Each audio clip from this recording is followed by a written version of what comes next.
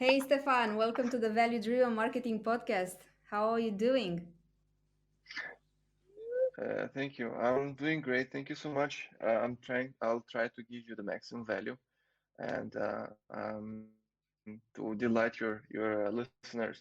Thank you so much for inviting me here. My pleasure, Stefan, and I'm really looking forward to our conversations. But before we, dive into go-to-marketing strategies, there's a question that I like to ask every guest because it kind of helps me, get to know you a little bit, and that's a bit more personal, and it's about your dream job as a child. Do you still remember what you hoped you would become?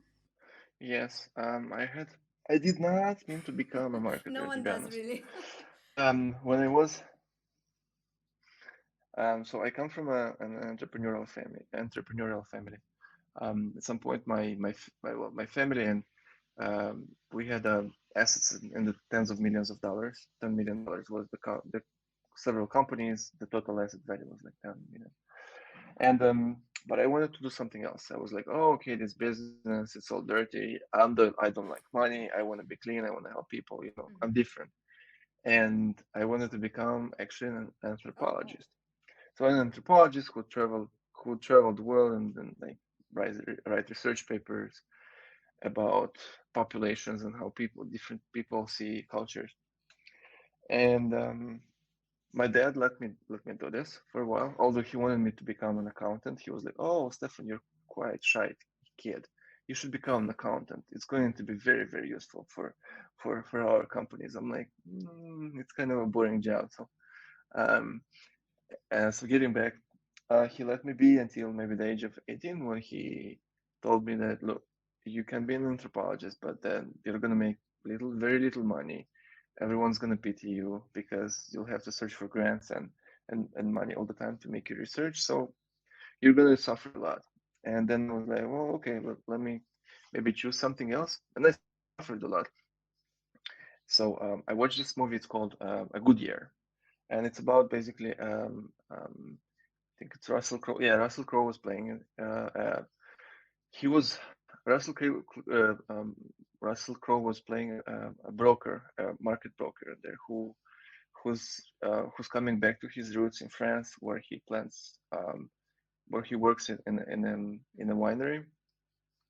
He decides that this pushy lifestyle, this fast lifestyle in London doesn't fit him. So he decides after a long journey he decided to stay in France, and I was like, oh, I like the pushy thing. I like the market. So if it's about the market, then it should be marketing. I didn't. I don't think I found a lot of information.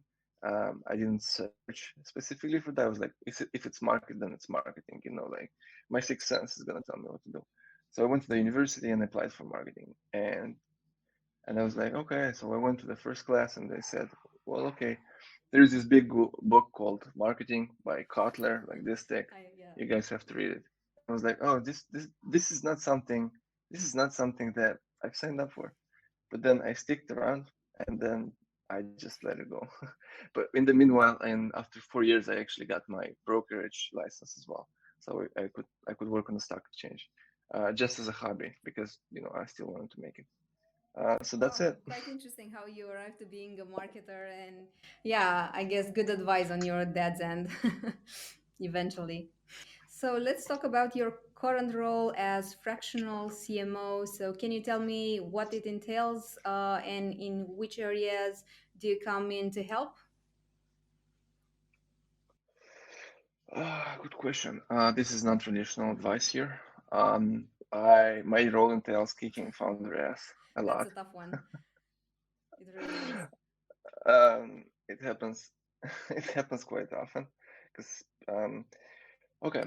My role is basically fractional CMO, which is fractional marketing or part-time marketing. What it entails a certain level of operational understanding and certain level of strategic understanding. This is freaking tough because the strategy that you have on the top, you have to also implement it, and it is complicated because marketing cannot work in a silo. I've always said that, and it is true for most of the things I do.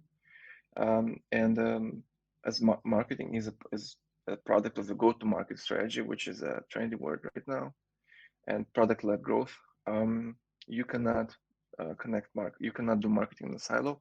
So I have to connect dots with from the strategic level of the product, sales, customer success, and so on with marketing activities that we have. So what I basically do, I connect the dots between marketing and everything else, and in simple ways.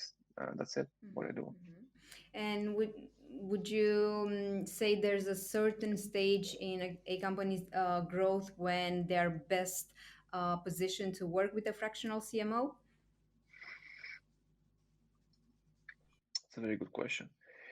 I've published an interesting article, which was not mine, of course. It's Paul Graham. It's called "Are You Default Dead or Default Alive?" And I will talk about the current market conditions, which is basically we live in VCs are not finding a lot of startups right now.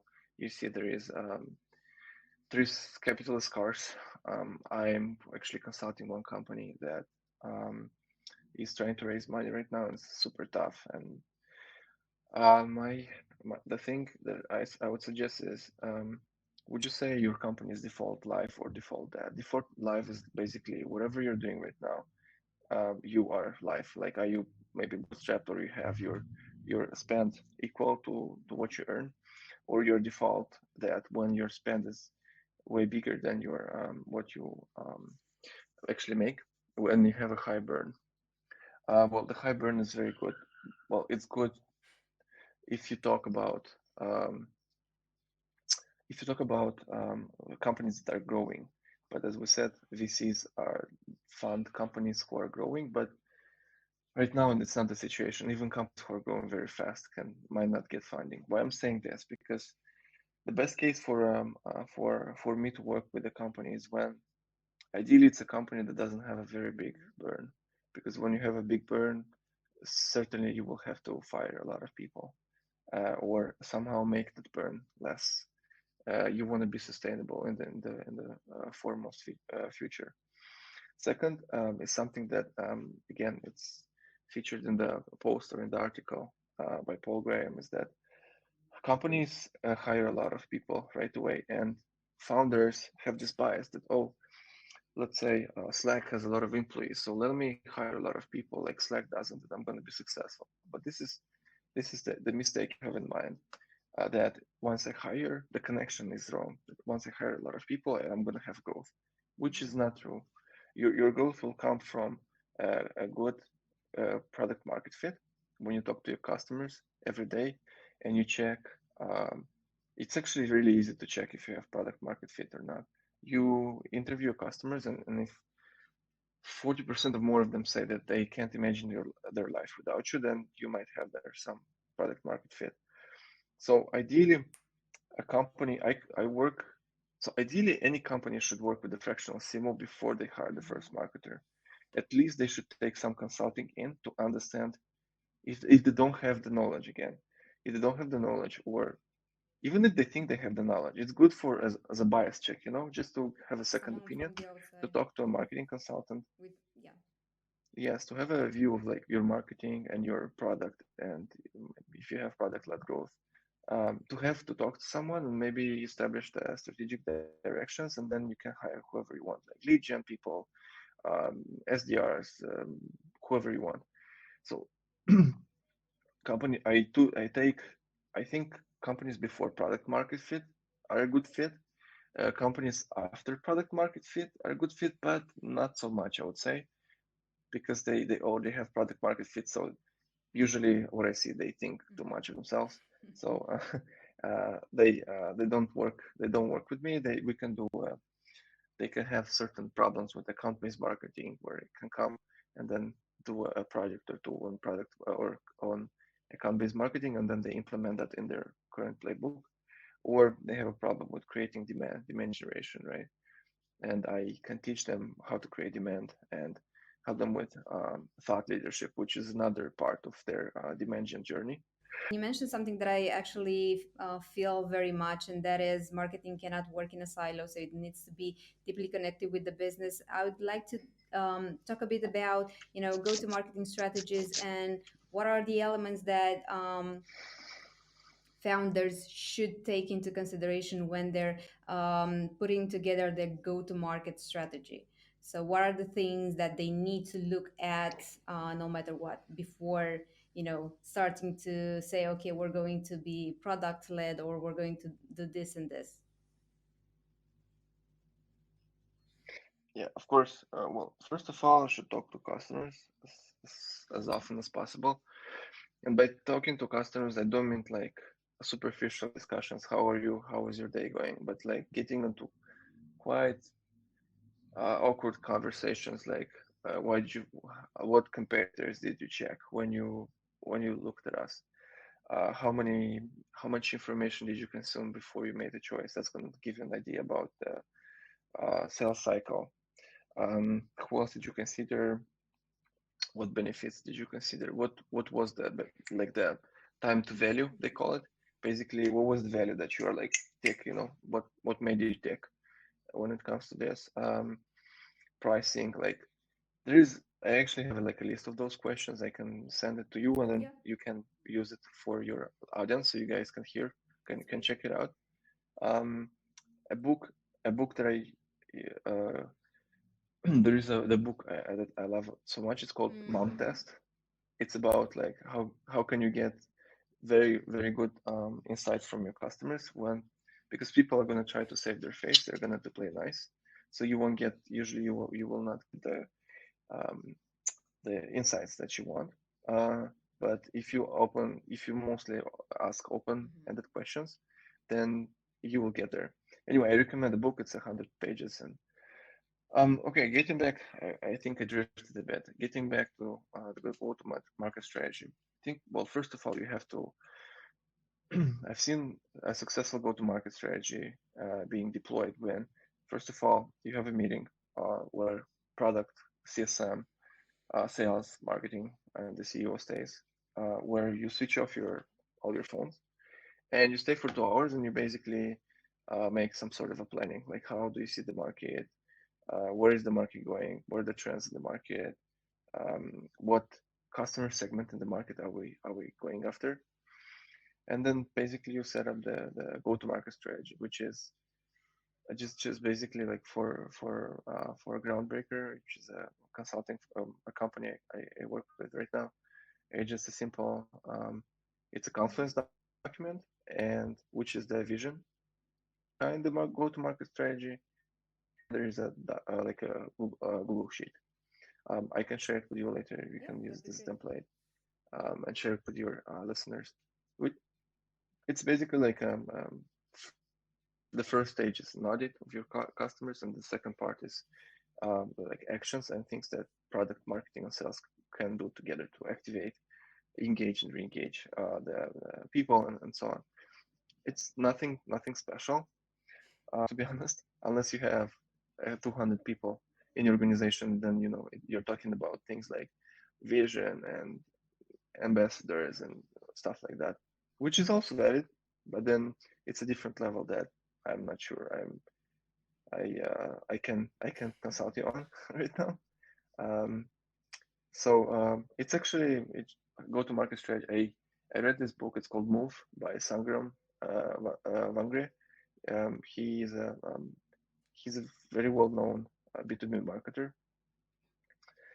And in the Move book is about the go to market strategy, where for big companies, I would say more than anything else, where he says the same thing. It's like about, guys, first align all the departments in your company, and if the department are aligned, like the GTM, the go-to-market strategy, just a question. Mhm. That's it, of alignment, and I do believe so. That sounds great. And there's something that interests me a lot. So you mentioned everything starts with customers insight, which is obviously you need to do that. You cannot work in a vacuum and just assume things. How do you deal when, there's an early stage startup, they have few clients? How do you go about customer research in this case, in this scenario?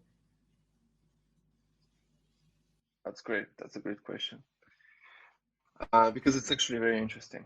Um, so I personally use several ways to do that. First of all, you need to come. You have a hypothesis who Hmm. your Hmm. customer is, right?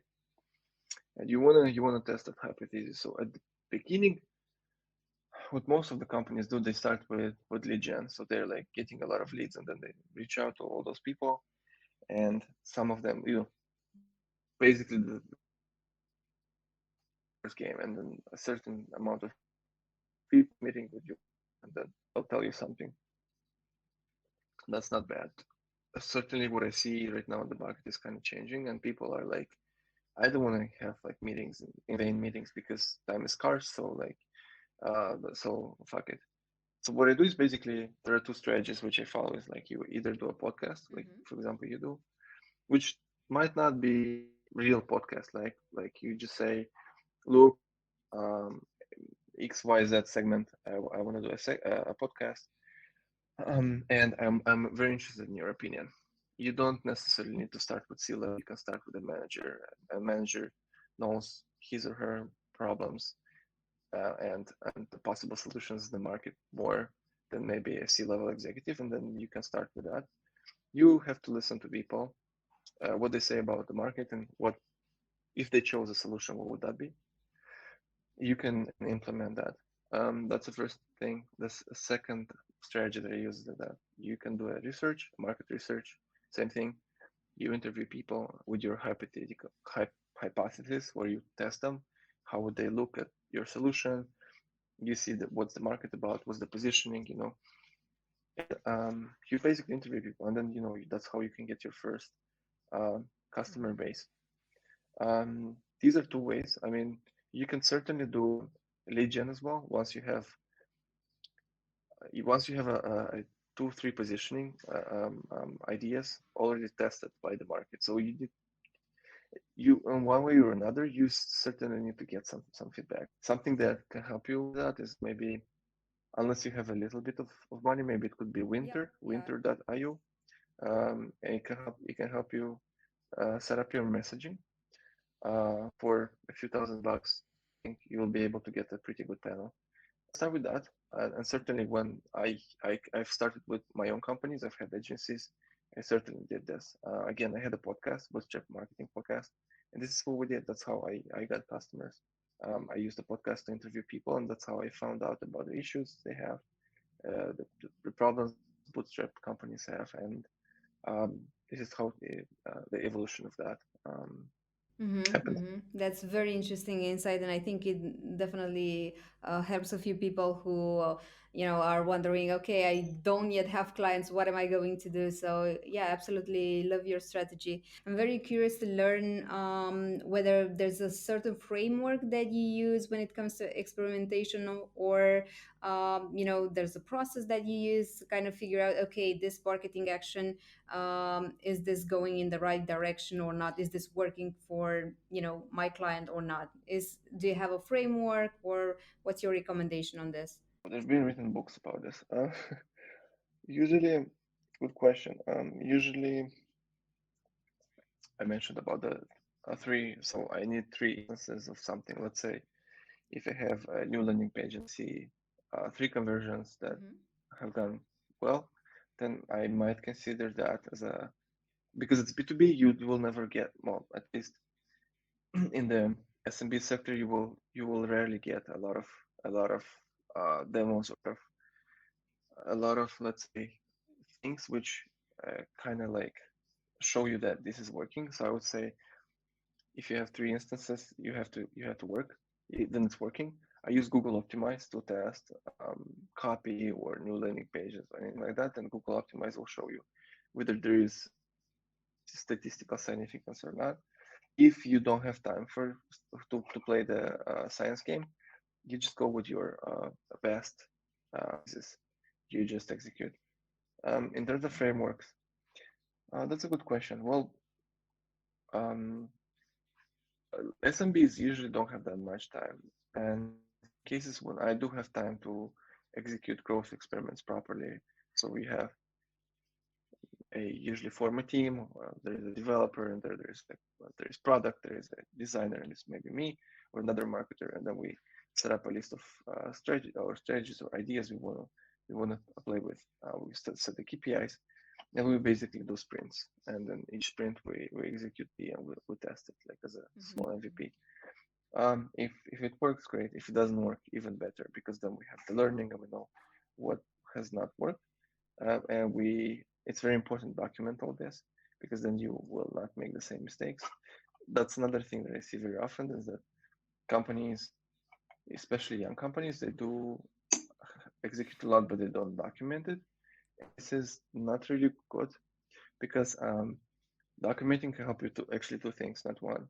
First of all, you'll have the learning whenever you meet, you'll go forward, you will know that this thing didn't work or that didn't work, which will help you at the same time. If you document that, you can create content, and content is very important because you can, use it for your own marketing. So that's also something like you can kill a bird with two birds with one stone doing that. Of course, startups don't have time, so usually I would say like you Mm-hmm. would need to record your meetings or have a VA document all these processes so you have them somewhere. And then when you do a monthly review or a Q2, Q3, or Q4 review, you will have that information at hand, so you can make fact-based decisions. That's very good. And how long do you take? Do you set up your agile sprints for? Is it a month? How long are they? Depending on the experiment, depending on the resources I have, it's from Mm-hmm. 2 to 4 weeks usually. Uh, the what I see is that, as I said, marketing does not work in a silo. So it's very important that you work with the product together because most of the innovations or most of the things that will work are going to be connected in some way to a developer or product or sales, not so often, but let's say product marketing, especially if you're in product led growth. So and SaaS.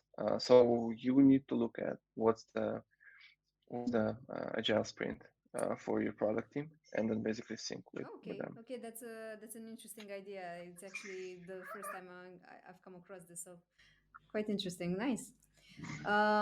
Yeah, you mentioned that you do prefer to work with companies that are product led. I was just wondering whether you're seeing a specific GTM strategy working better for companies that tend to have a complex sales cycle. So we're not talking about a SaaS, a product of $10 or something like that, but rather something of a higher value and with a more complex sales cycle. Is in that case, do you find a specific GTM strategy being better suited?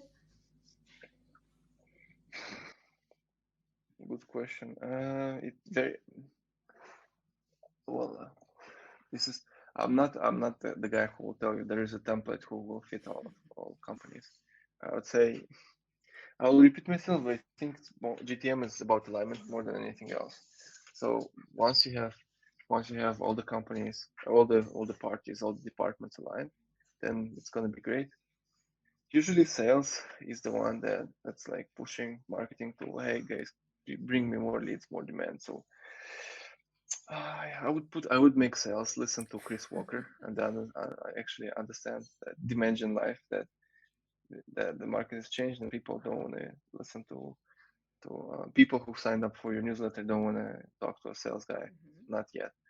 So salespeople need to start writing and creating content as like everyone else, and basically document their journey. And this is the future of sales, as I can see it. If you have a complex product and a complex sales cycle, then it's a man like it's not even discussable that all your customer facing people personnel needs to create thought leadership. This is not even discussable. If someone doesn't know how to do that, it's fine. Like they can learn. But many companies, let's say we have out there, uh, let's say Twilio, we have, I can't remember it now, but like most of the successful companies that I know in the SaaS space and who have complex sales do have a good amount of thought leadership coming from their C-level managers and not even managers like everyone else in the company, because Um, Basically, sales and marketing is everyone's concern. It's not only the department's concern. So everyone. So I think if you want to work in a company, you need to understand that doing thought leadership will help not only the company, but it's Mm-hmm. going to help your own brand. Imagine like if you post a small blob of text, or you post on LinkedIn, on Twitter, or any other social media, even TikTok, which is getting trendy right now, you're going to build not only your company's brand, but your own brand. And when you get 2, 3, 4 years from now on, if you choose to switch jobs, you're gonna have a brand of your own, and you're gonna be like someone else. It's going to be really really easy to find yourself a job, and or like build your own company, because you're gonna have people who listen to you already, and they're gonna listen to you, and not to not to the company that you've been before with. So building a personal brand is a part of the dimension journey. And companies, I understand companies are afraid that, oh well, I'm gonna invest into that employee so much money, coaching and stuff. They'll build their own profile, and then they'll leave.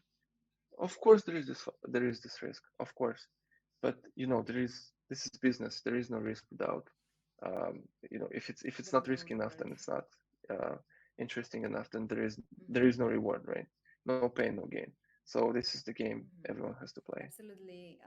I definitely think, building a brand does pay off because in the end, people tend to listen and take advice from people they one know and then trust. So absolutely agree with that. And I'm just wondering for, those companies that tend to be sales led, you did mention you would rather not work with them because it's not the best fit. But are there, ways or questions in which you can mediate or rather set up the right expectation with sales, because of course salespeople are impatient, they want to sell, they have a quota to hit and so on. um, is there a way to lead the conversation and to set up the right expectations in terms, this is going to take time, this is not going to happen tomorrow? How do you approach this topic?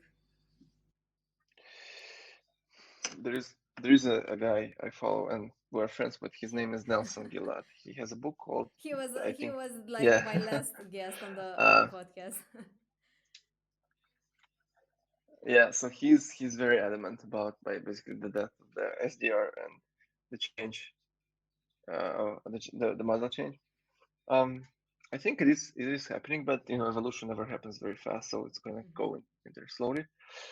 First of all, you need to be very clear with attribution, like market sales attribution. Like you can come with there are a lot of KPIs you can look at there. You can look at what basically the thing that works for me the most is like pipeline. How's the pipeline? Like, are we getting more? Is the pipeline slowing down? Is the pipeline better? That's one thing. Sales cycle is another thing that marketing can work with sales, and maybe sales cycle is like customer success and marketing together. Something that sales can track as well. Um, don't want to talk about like leads, or it's possible that you can track leads, because I understand that world is not ideal. So leads could be if you have a clear conversion rate. Let's say I convert from leads MQLs 5% to demos, or 5% customers. Okay, you can take that, and then but you need to have real clear criteria, who's a lead and who's an MQL, because then you'll include new sources into your marketing mix, and your conversion will go crazy. Will go down, of course. What else? There is actually simple. I would say more than Mhm. anything else, alignment. But there is one thing that Nelson also mentioned, is the fact that salespeople usually sell based on quota. It makes them really angry and really impatient, which is not really good when we talk about like long complex sales, because they'll be very greedy, and then they want to close the customer even the customer is not ready, and that's going to create problems later on, and it's going to create churn for your customer success. And in big, like I know that in big companies, let's say Salesforce, if the sales guy, sales gal, close the lead who's not ready, and that's going to create churn, then they lose their Mm-hmm. bonus. So salespeople have to be more mindful about not closing people at all costs just because they are pushing, they want to get the sale done, but they need to be their bonuses need to be tied to the lifetime value and to the revenue. I still think salespeople need to have some sort of a bonus, but then to be honest, I'm not. It's a case by case scenario. So yeah, that would be my answer for this And because we question. you touched on KPIs as well, how what would you say are or what's your favorite way or recommended way of measuring marketing's impact on revenue? What do you look at? What do you recommend?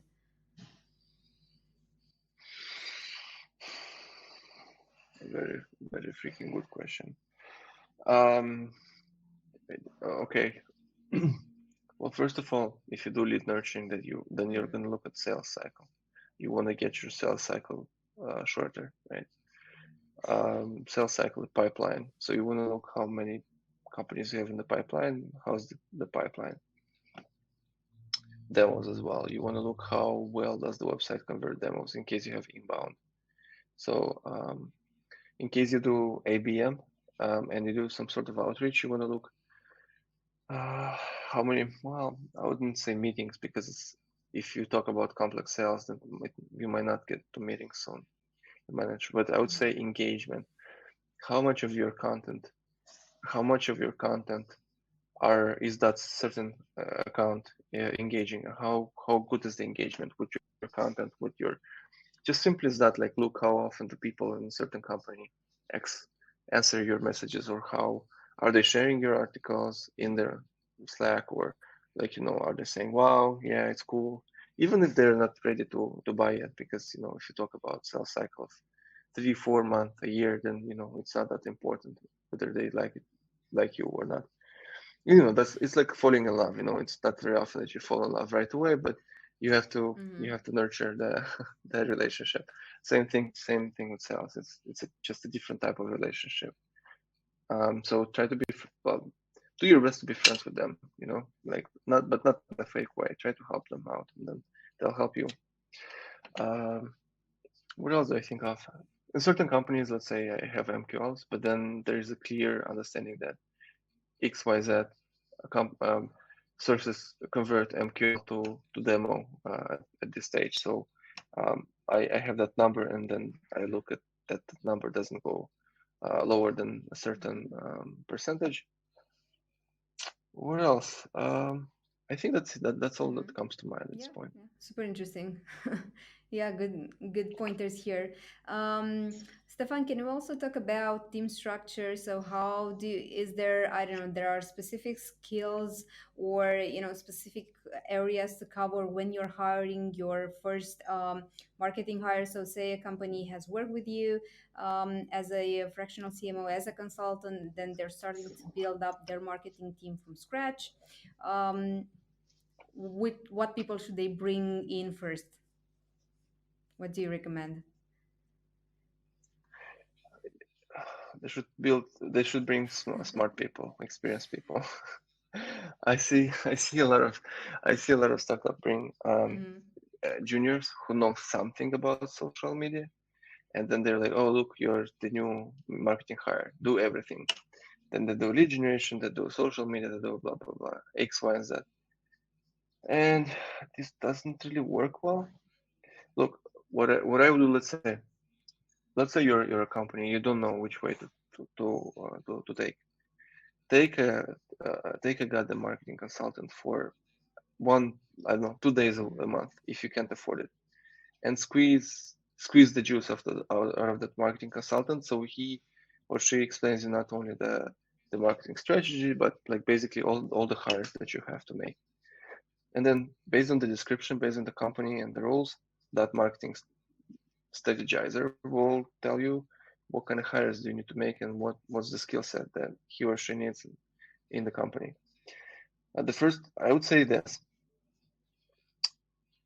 if you have normally the CEO of the company is also doing like sales in some way, and marketing in some way. The first hire should be someone who, because I like demand generation, the first hire should be maybe If you have sales, like hire someone for sales, maybe an SDR or maybe head of sales. Maybe second would be um, considering you have already doing someone doing product, you should hire someone like a T-shaped marketer who knows a bit of everything because you don't know what the challenges are going to be, so you will have to improvise. It doesn't matter, like all your plans or all your GTM strategies do not matter that much. You'll have to improvise no matter what. So it's better if you bring someone who has experience in the more channels, the better, but someone more experienced is better.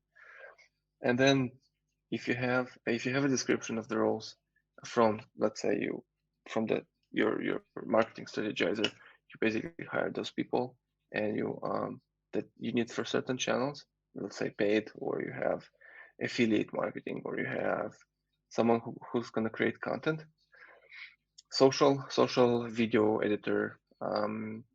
Again, I'm a big on the idea that companies need to create content and distribute it. So you as a CEO or as a C-level executive in the company, you should create content, like document yourself, like Loom videos or anything like that, and then you'll need someone to cut those videos and put them on social. So demand generation is well, and that's how you will create demand about your company. So I would maybe combine someone doing paid and someone who can do video, write articles, editing, that sort of stuff. So that would be maybe my first hires in marketing. So paid to distribute, unless you paid, it could be a fractional paid, like part-time paid. You can hire an Upwork and someone who can create well and or cut videos for you. Those would be probably my first hires. And if I know how to manage a WordPress site or how to manage the site. If I don't know how to do that, then of course I'm gonna manage and get a marketing manager, someone who knows how to manage a site and then basically play with landing pages and certain wording on the site and all of that sort of work. Um, yeah, I guess it's kind of I'm not sure I answered your question, but like this is what I have in my head right now because the case by case scenarios are very different. But then going back, just to make a resume of that, I would say someone to help you build the demand, so like an editor slash writer. Second would be someone who will help you with paid, so Mm-hmm. you can distribute the stuff.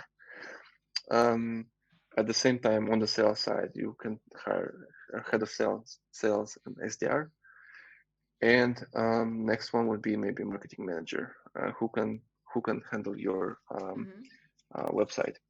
website inbound sort of nurturing Yeah, you sort of stuff. definitely answered my question, and it makes sense. Like, yeah, to build demand, you need to create content, and then you need someone who can assist with writing that content, creating videos, then distributing through paid because organic is not going to work that well. And then, as you grow, add in the marketing manager, and maybe start up, as you said, with a consultant that you can have a few days a month if you cannot have, you know, more than that, just to be there and kind of guide you. Oh, is this the right direction? What should we tweak? What should we do?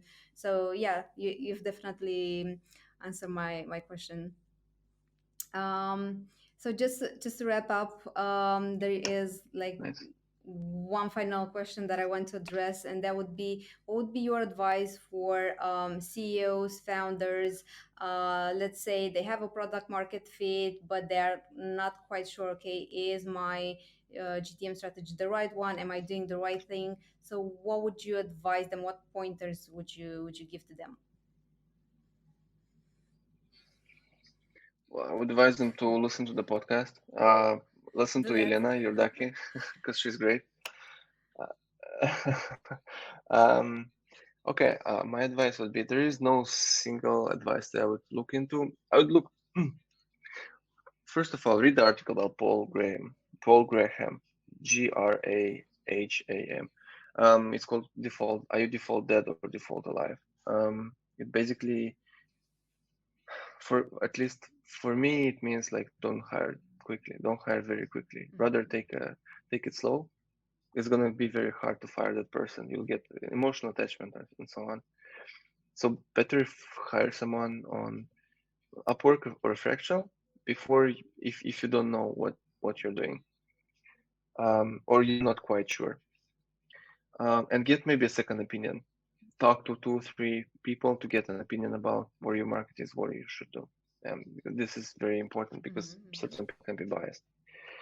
Um, that would be the first thing. And second is, well, um, again, don't hire too fast.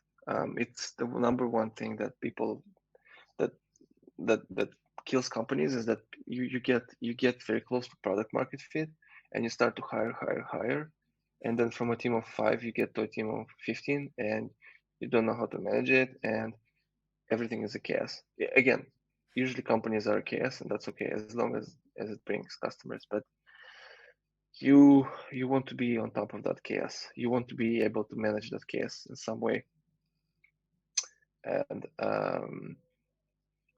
that would be my one advice, because then prioritizing all that chaos and making sure what's the your 80/20 based on the Pareto principle, what actions, what channels bring you the most results. Like choose one or two channels, before product market fit that you think will work, test them, and then basically Mm-hmm. go this way. So hire smart and measure 10 times before cutting once. That's what I what I understand as a conclusion. Yeah. I wouldn't say measure 15 times. I would say just some founders are usually like people who, in my experience, people Mm-hmm. who do a lot of gut based decisions. So don't do much. Just look into facts. I know habits are hard to change, but look at the facts well before you make the decision, not only based on your emotions. And Mm-hmm. that's going to be a good call Yeah, for you. definitely sound advice to keep on just be rational and look at the facts. Awesome. Stefan, this has been a real pleasure. Thank you so much for putting things in perspective. I'm definitely going to share the resources you mentioned because I think a lot of people are going to check them out, and I think this has been super helpful and super valuable. So you definitely delivered on your promise. So thank you for being here today. Thank you so much. Thank you, This was a Stefan. pleasure for me too.